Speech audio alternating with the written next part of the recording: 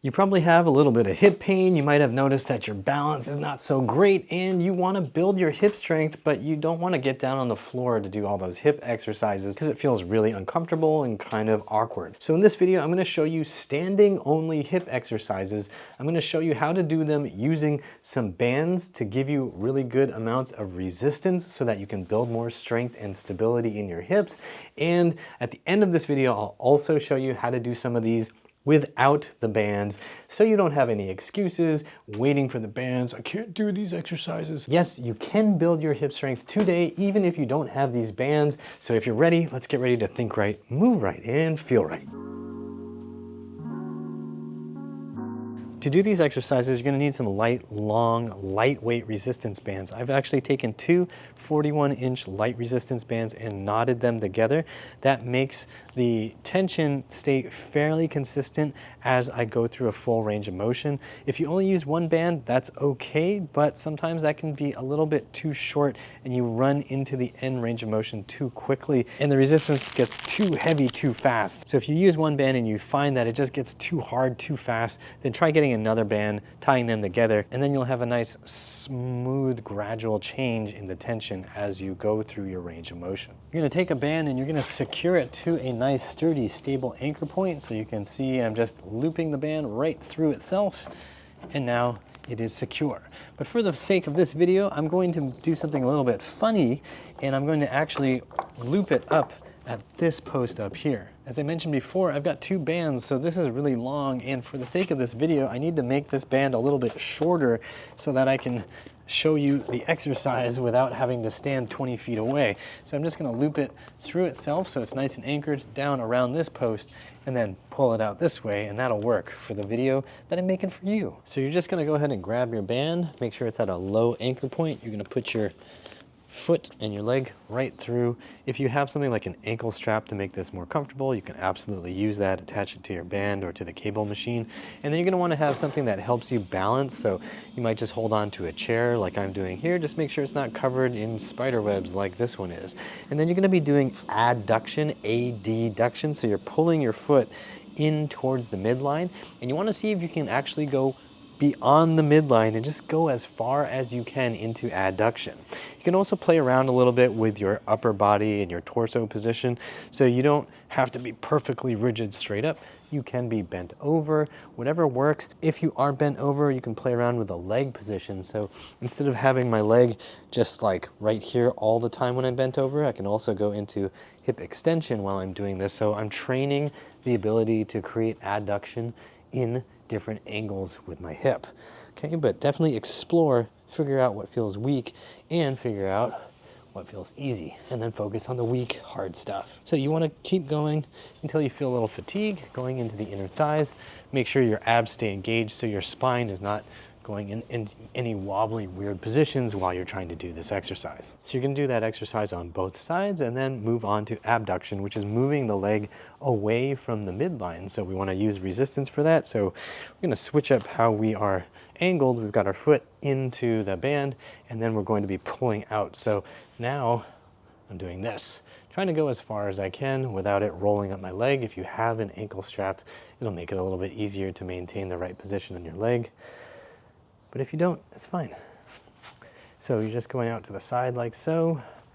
If you have something that's a little taller to help you stand up taller, you can work on that. Also, you could have your stance foot in front of the band, which helps you maintain more hip extension on the leg that's doing the work. If I were leaned forward like this and I'm abducting, my hip is in a flex position.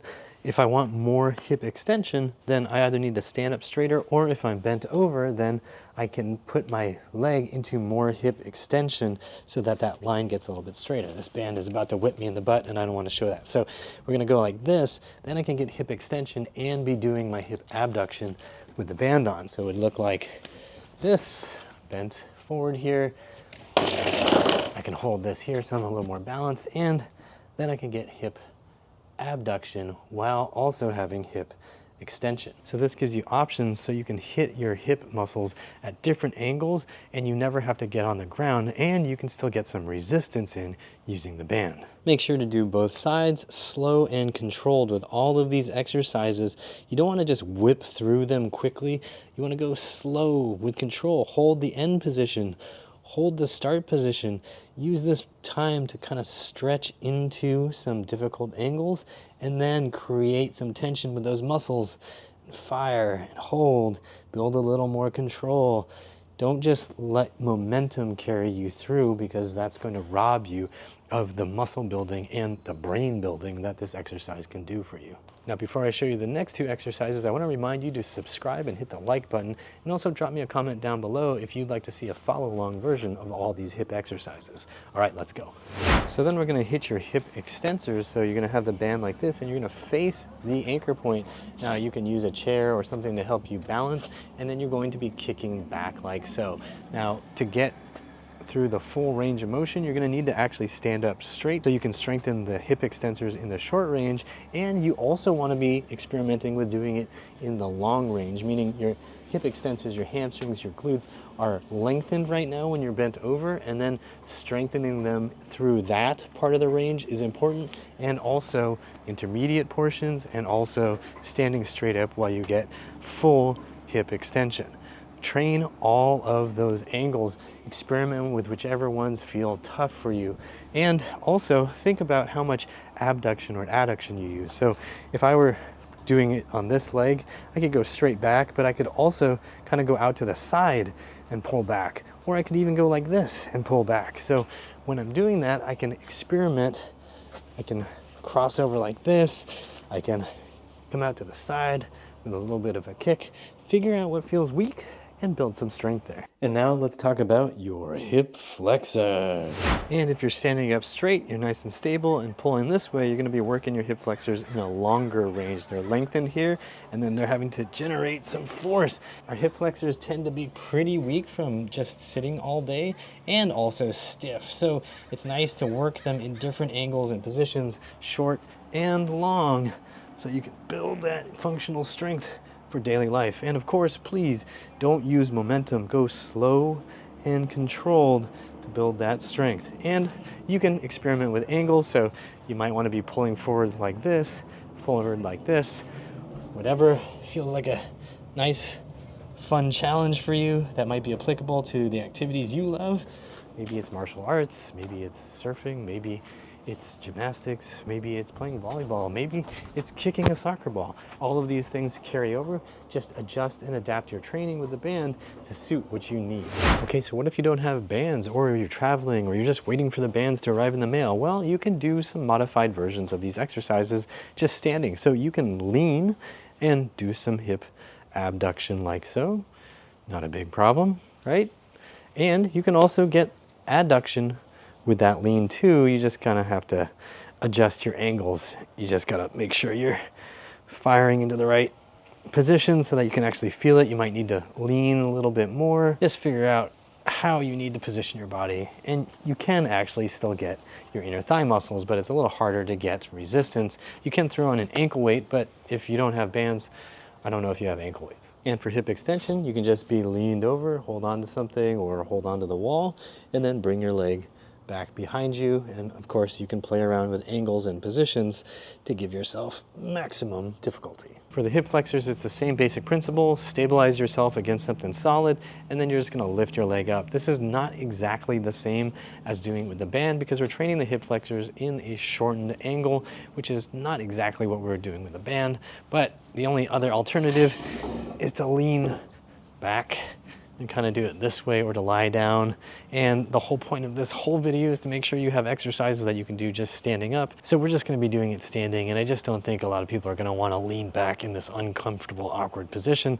So you can just do it like I showed you, but not quite like I just showed you. I want you to be a little bit slower and more mindful about the movement. Hold that top position, lower it down with control.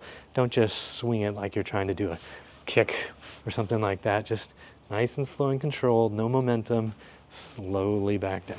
So now you've got 4 exercises you can use to strengthen your hips without having to get down on the floor. Use the bands, don't use the bands, do whatever you gotta do to build that strength. I recommend doing all of these exercises for 2 sets per side, maybe 3 sets if you feel like you can handle it, and every week do it 2 to 3 times. The whole set of exercises. Some of you out there who just sit on your butts all day might find doing these every day is really good. Just make sure you pay attention and don't try to do it at 110% effort every single day, because that is a great way to cripple yourself with soreness. If you find these exercises helpful, be sure to hit the like button and check out the Healthy Hips program at uprighthealth.com/DIY. That program is filled with exercises and workouts that'll help you rebuild your hips at home, so be sure to check it out, uprighthealth.com/DIY. If you want to support this channel, you can hit the join and thanks buttons on YouTube, find me on Patreon, or send money via PayPal at paypal.me/uprighthealth. Or you can go to uprighthealth.com/donate for all the simple, easy options. That's a lot of links there, a lot of links. I'll drop them all in the description box. If you found this video helpful, hit the subscribe button and drop me a comment down below and tell me that you want a follow along workout version of all the exercises in this video, and I'll drop that to you for free on YouTube. In the meantime, if you want to see more exercises to help you with your upper body or your lower body or whatever, check these out right here. And as always, I hope you remember that pain sucks. Life shouldn't.